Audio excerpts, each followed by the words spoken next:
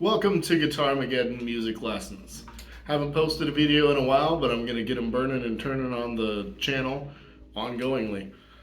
Today we're going to go over some of the basics, but you can't master anything without mastering the basics. So we're going to talk about chord values like a 1 chord, a 4 chord, a 5 chord. That way we can come up with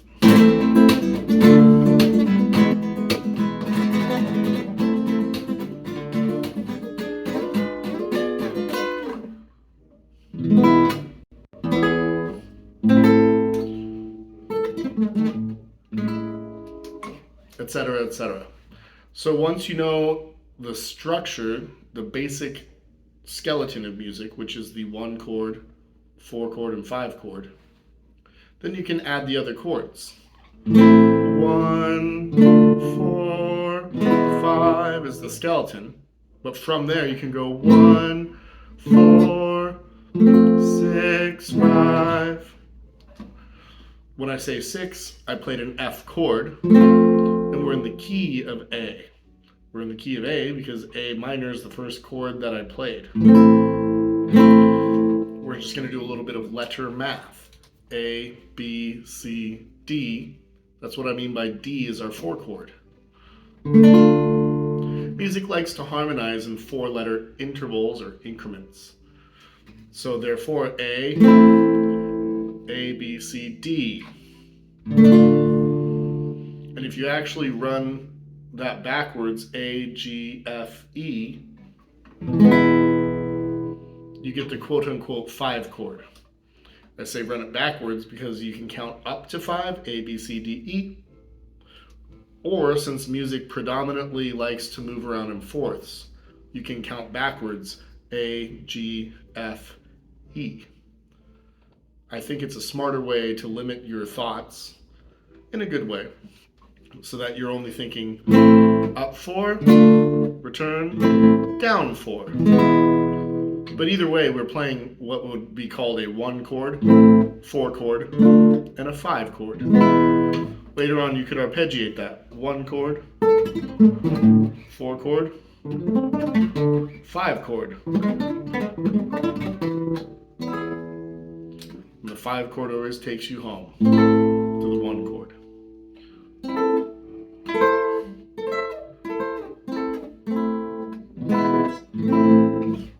So how do we go about doing that? First off, the first thing you want to do is learn the letters on the fretboard, which is a daunting task, but it's easy if you use my Be Careful system.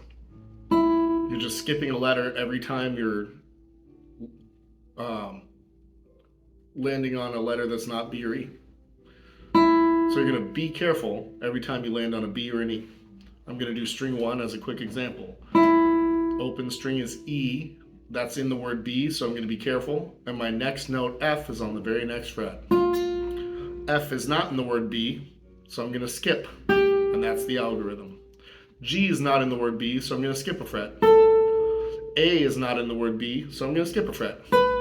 But B is in the word B, so I'm going to go to the very next fret to find C. Now, is C in the word B? No, so I'm skipping a fret for D. Is D in the word B? No, so I'm skipping a fret for E. I would like you to do that with all the strings. In the interest of time, I'm going to move on.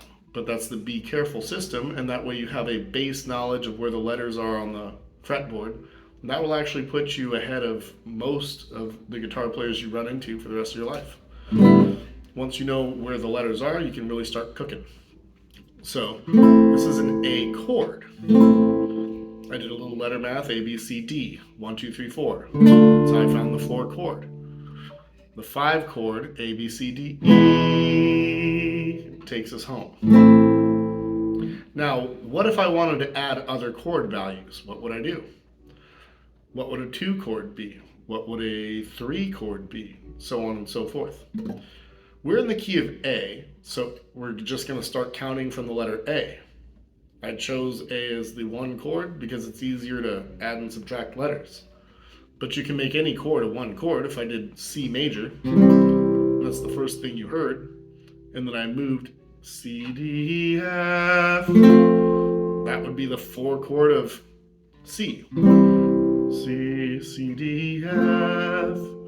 If I was looking for a 5 chord relative to this C, C, D, F, G. And that would be a 1, 4, 5 in C major. But I chose the key of A minor because it's all natural notes and it's easier to add and subtract letters starting on A. So from A, a 2 chord would be just the next letter after A. So that's B. Now all of these extra chords, all the chords besides 1, 4, 5, are going to take us back to the root of the chord, which is A, our key, through the quote-unquote 5 chord. And that's a bunch of jargon that I just dropped on you, so I'll break it down. This 2 chord is going to want to go back to the 1 chord that everything wants to resolve back home. But it has to go through the 5, and you can hear it.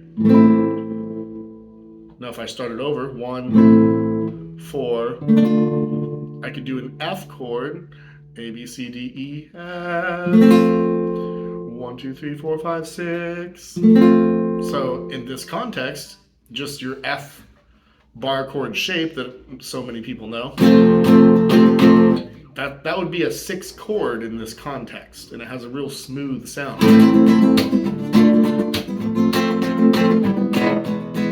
You notice how everything filters through the 5 and takes us back home.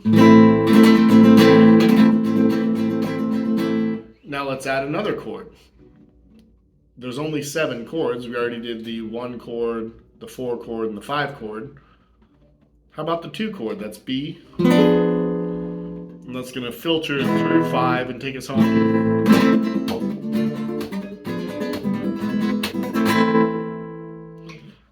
How about a 3 chord? A couple ways we could do this. Well, first of all, what's 3 letters above A? A, B, C. So if I threw a C in there, 1 chord, 4 chord. See how that has that majestic sound? That's just a C major chord.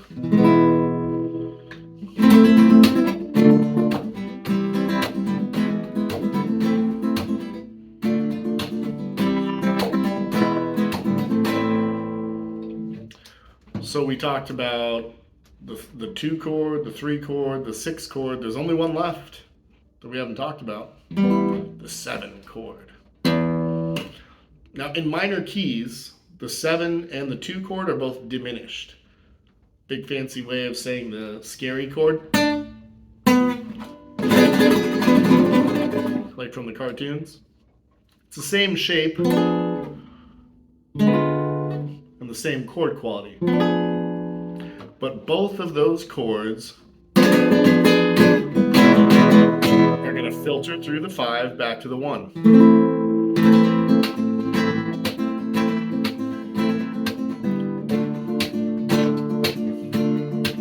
Let's do a 7 chord. See how it goes through the 5 back to the 1. Now let's do the 2.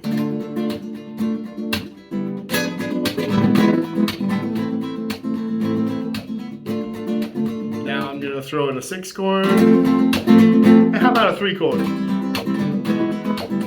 As always, I go through the 5 back home. What I tell people is that you could think of these chord structures like a tree. The first chord, the 1 chord, is like the roots of the tree. That's the very basis of the whole tree. The 5 chord is like the trunk of the tree. And all of the branches and all of the leaves are all of the extra chords. But we can visualize that the branches and the leaves all kind of filter down to the trunk, which is the 5 chord. And the trunk, if you follow it down, would inevitably bring you back to the root. There's no other way to go. Therefore, when I start on the 1,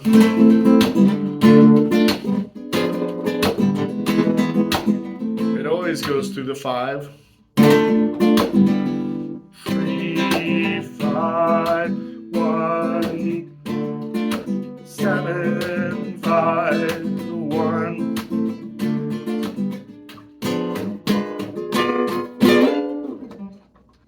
5, 1.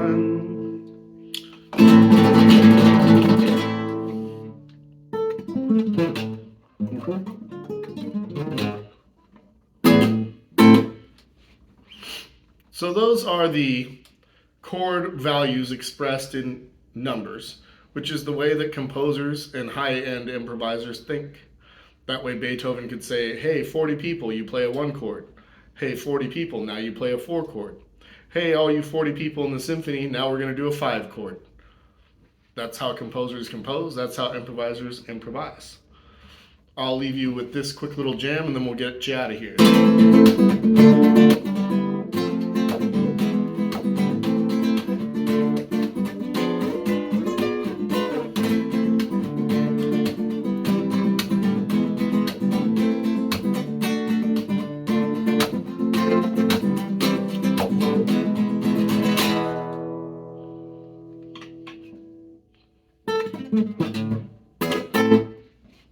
Tune in next time for more free lessons.